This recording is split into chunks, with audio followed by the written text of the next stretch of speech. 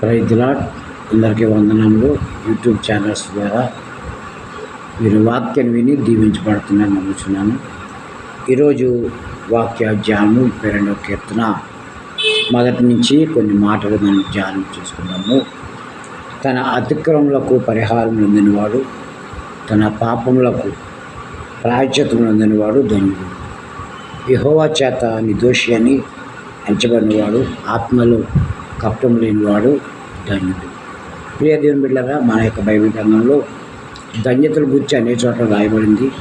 మరి ముఖ్యంగా యేసుప్రభువు వారు మత్తయి సువార్త 5వ అధ్యాయంలో ధన్యతల గురించి రాస్తూ మరి హృదయ శుద్ధి గల వారు ధన్యులు, వారి దేవుని చూచేదారు అని చెప్పేసి చక్కని వాక్యాన్ని మనకి కొండ మీద ప్రసంగంలో బోధించడం జరిగింది. కాబట్టి మరి సామాన్యంగా ప్రతి మానవుడు కూడా హృదయ శుద్ధి కలిగి జీవించాలని సర్వజ్ఞానం తెలియజేస్తుంది. ఎందుకంటే హృదయంలో పాపము అండి, అపవిత్రత, మరి దుష్టత్వం అండి, కుతంత్రాలు ఎన్నో నిండిపోయి ఉంటాయి. అప్పుడు హృదయం అలా అపవిత్రమైన క్రియలతో నిండిపోయినప్పుడు దానివల్ల జరిగే ప్రక్రియ చాలా ప్రమాదకరం. అవి లోపల ఉండే మనిషిని పాడు చేస్తూ ఉంటాయి. కాబట్టి అవన్నీ తీసేసుకోవాలి, అవి శుభ్రపరచబడాలి, శుద్ధి చేయబడాలి. అప్పుడు ఆ యొక్క స్త్రీ అయినా పురుషులైనా, ఆ సహోదరులు దైవబిడ్డలైనా లేక మన ప్రజలందరూ ఎవరైనా సరే క్షేమకరంగా ఉంటారు.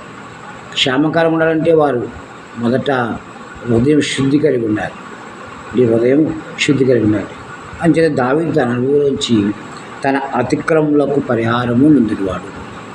ప్రతి మానవుడికి అతిక్రమాలు ఉంటాయి. దావీదుకు తన అనుభవంలోంచి ఈ మాస్టర్ రాస్తున్నాడు.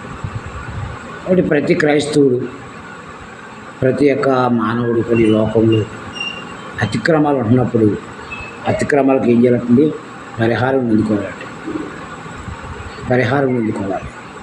తన పాపములకు ప్రాయశ్చిత్తం పొందినవాడు ధన్యుడు. అతిక్రమాలతో కూడా పాపం ఉంటుంది. ఆ పాపాన్ని కట్టండి ప్రాయశ్చిత్తం పడాలంట. ప్రాయశ్చిత్తం అనుభవించాలంట. అనుభవించినప్పుడు ఆటోమేటిక్గా ఆ యొక్క ప్రాయశ్చిత్తాన్ని మించిన మరొకటి పనిష్మెంట్ లేదు. ప్రాయశ్చిత్తం అంటే పశ్చాత్తాపం, దిద్దుబాటు, శుద్ధి చేసుకోవడం హృదయాన్ని, ఆ తప్పులు ఒప్పుకోవడం. కింద అంటాడు, యెహోవా చేత నిర్దోషి అని ఎంచబడినవాడు, ఆత్మలో కపటం లేనివాడు ధన్యుడు. మూడోది ఏంటండి? యెహోవా చేత సాక్ష్యం పొందాలి. ఏ సాక్ష్యం? నా కుమారుడు, నా కుమార్తె పలానా పలానా పలానా నిర్దోషి అంటే మన యొక్క హృదయాన్ని పరీక్షించినప్పుడు, మన అతిక్రమాలకి, మన యొక్క పాపాలకి పరిహారం పొందినప్పుడు, ప్రాయశ్చిత్తం పొందినప్పుడు, మరి మనలో ఆ పాపాలు ఒప్పుకున్నప్పుడు, శుద్ధి చేయబడినప్పుడు, మనము నిర్దోషులుగా ఉన్నప్పుడు దేవుడు మనల్ని పరీక్షిస్తాడట. పరీక్షించినప్పుడు మనం ఆయన దృష్టికి నిర్దోషులుగా కనిపించాలి. నిర్దోషులుగా కనిపిస్తే అక్కడ అంటున్నాడు, ఆత్మలో కపటం లేనివాడు ధన్యుడు. నిర్దోషి అయిన వాడు హృదయంలో కపటం ఉండదు, కుళ్ళి కుతంత్రాలు ఉండవు, లోపలోటి పైనోటి మాట్లాడే పరిస్థితి ఉండదు, అసూయ అనేది ఉండదు, పగ అనేది ఉండదు. కాబట్టి నాలుగోది అంటాడు, ఆత్మలో కపటం లేనివాడు ధన్యుడు. ఇది నా 4 విషయాలు దావీదు మనతో పంచుకున్నాడు.